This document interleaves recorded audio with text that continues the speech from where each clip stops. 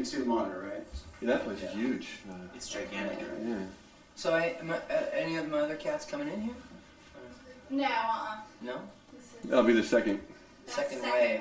Yeah. You're just going to stay. That'll be our strays talk. Oh, okay. Yeah. We're A-list then, right? Is that what you're saying? Yeah. Precisely.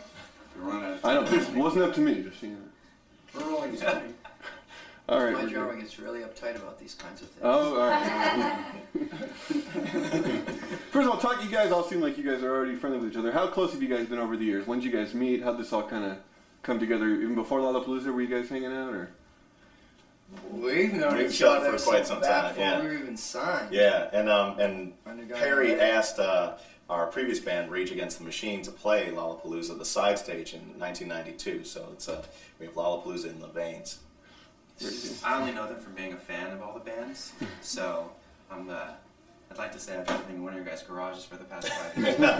We'll catch up with you. Summer to catch up, so. So what's this like actually sitting here with these guys now? What kind of things go through your head? How excited are you about being part of this mix? Very excited, yeah. I'm normally in these situations I would jump on one of them and probably make everyone very uncomfortable, but I'll contain myself. Again, it's a long summer. There's a lot of time for Everything's so Come August, there'll be some jumping. Talk about bringing this back now. Why now? Is this something that you've been wanting to do for years? Was it never a question? Well, you know, obviously it was going until '97, and this was starting to get stale, and there weren't enough great, credible bands, I felt, to draw from. There's a lot of competition, and people were, honestly, they were kind of copying the blueprint of it, so it didn't make ours very special anymore. We've come back now. The timing is just really perfect because there's this real urgency to rock again, like there was back in '91. And the Gen Y, you know, the musicians, people want to play again, want to play music, and they want to see people that can really play and really, you know, rock out. That's for one. And then the other thing is we've developed this interactive playing field now. So it's going to be the very first, it's a groundbreaking Lollapalooza this year in the way of interactivity and tying the festival together using interactive things like cell phones and video gaming, things like that. Mm-hmm. Yeah. How much of this is stuff that you wanted to do then, that you envisioned then? Because I remember you talking about stuff like this years ago. Yeah, yeah. But well, the idea was a good idea. Obviously, it's coming into fruition now, but to try to get the technical team together to do it was people just kind of just would say, I don't really know what you're talking about. I'm not really sure. It sounds kind of good, but I don't have time. But let's do a Lollapalooza anyway, and we'll see how it goes. And then, of course, a month into it, you know, that's scratched off the list. So, but now it's all gelling, and the bands, back to the music, the bands are just ready to cook, man. The lineup's pretty exceptional. Yeah. Exceptional, I would say. Yeah. Chris, talk about being now with you guys and Tom. You guys being back in the band. What does this feel like? You've done this before. You've done this before. You guys have all played, except for you and Lollapalooza? Never done Lollapalooza. Yeah. So just talk about just how good it feels to be part of this again, for those of you, what it means to you. Well, having done it twice, the '92 was like the coolest tour I've ever been on because all the bands got along together. We would like guest star on each other's in each other's sets. I mean, I would jump around on Ice Cube's set. I would sing a song with Ministry, whatever, and they could come out like, you know, without planning it. When we played, after we would stay and watch everyone, everyone would watch us. It was like a fraternal thing, but with a lot of people. It's not like when you do your own tour, you've got like the opening band and you guys, and if you don't like them, you're screwed. You're just stuck with like your miserable bandmates and that kind of thing. But, so like just this is really cool. It's already starting for me, and that's the most important thing. If we get along great and everybody's in a good mood and having a good time, then it becomes like a great thing to do. Do you have any crazy memories from the old days? Anything that, like how wild did things get back then, 10, 11 years ago? When we played first, and I was big into golf carts.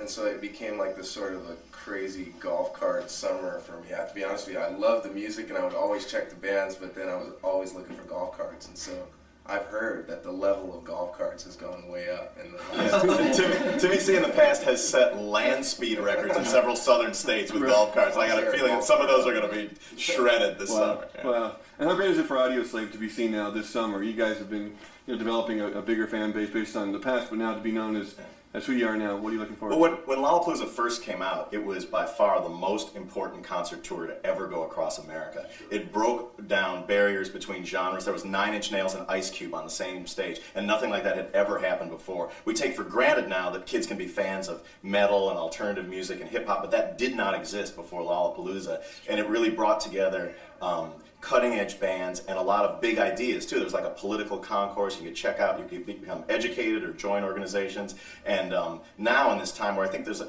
real influx of pop music and derivative rock music, that it's the perfect time for a cutting-edge tour like Lollapalooza to reassert itself with great bands and big ideas, and that's what we're going to do this summer.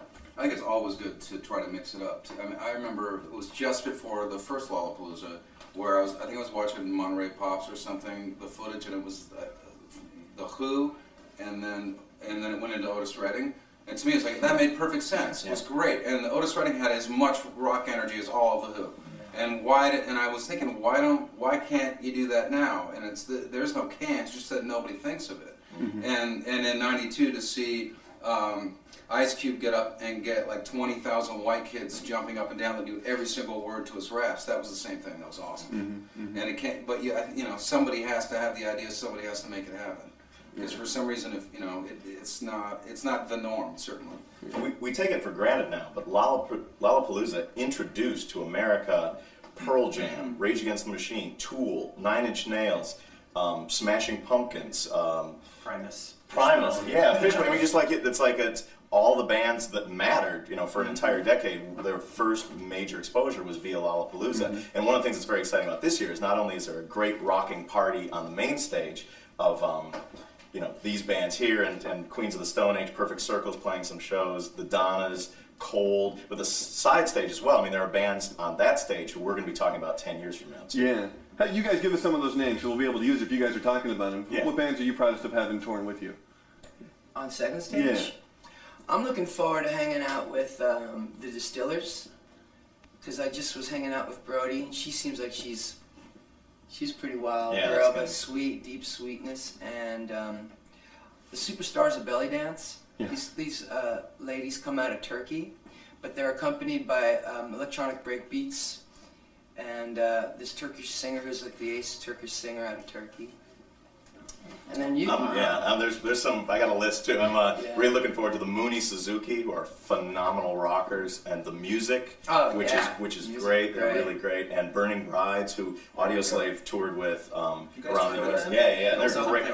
Yeah, really great people and a great band. So there's a lot of bands that I'm going to be on Timmy's golf cart heading over to the second stage. To check. The Kings of Leon, those guys. The Kings of Leon, they're like this country rock band.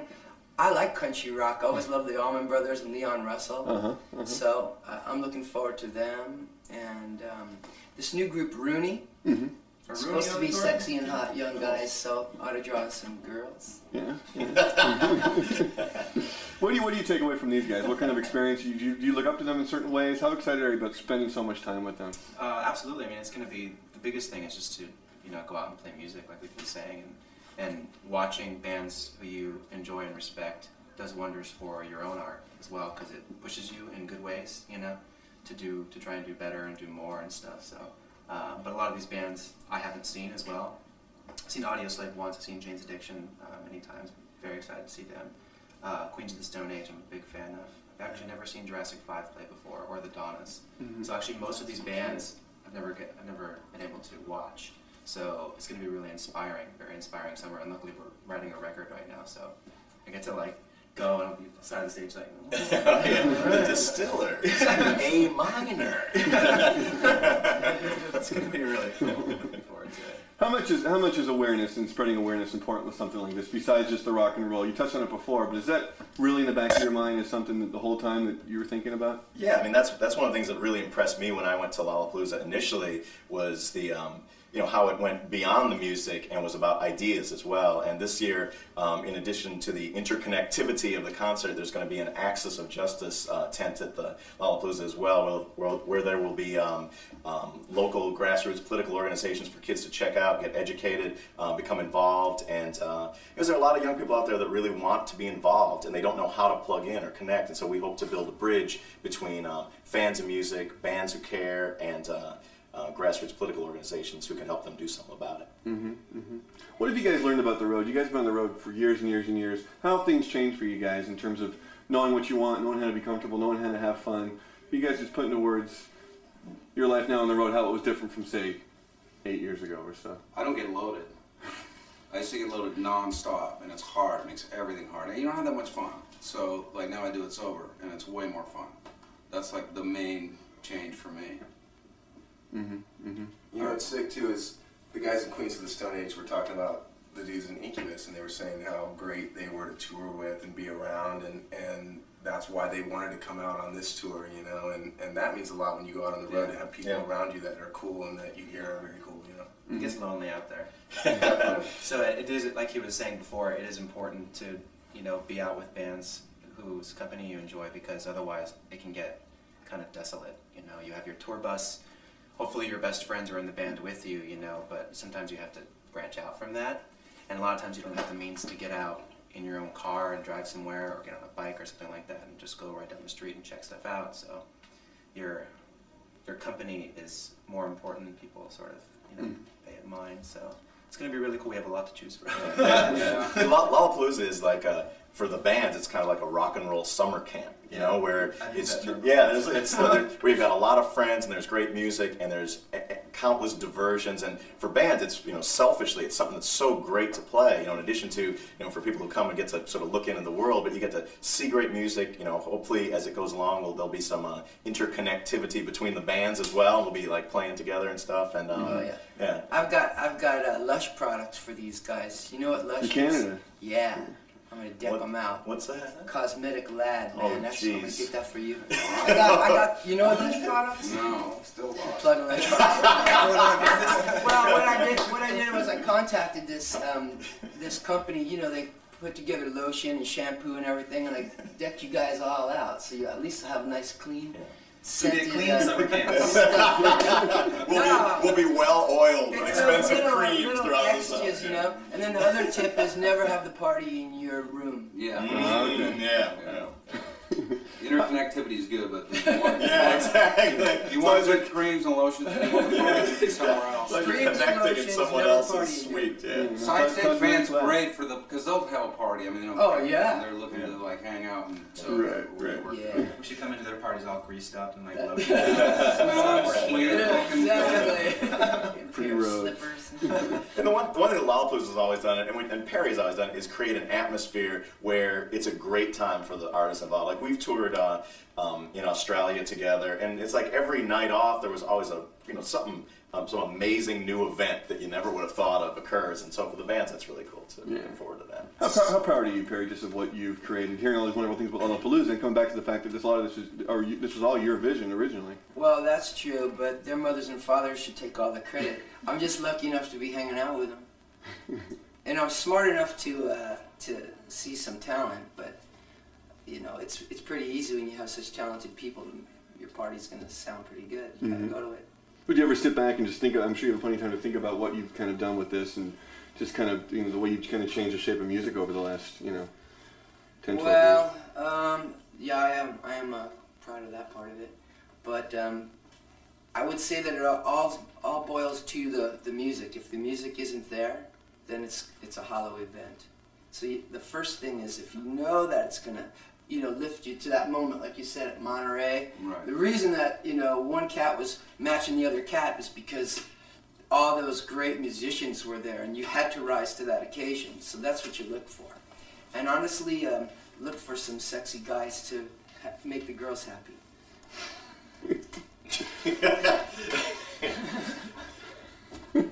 Chris agrees. Well, I remember the girls from the first. You guys still enjoy the ladies in the audience? That's still kind of a kick? No.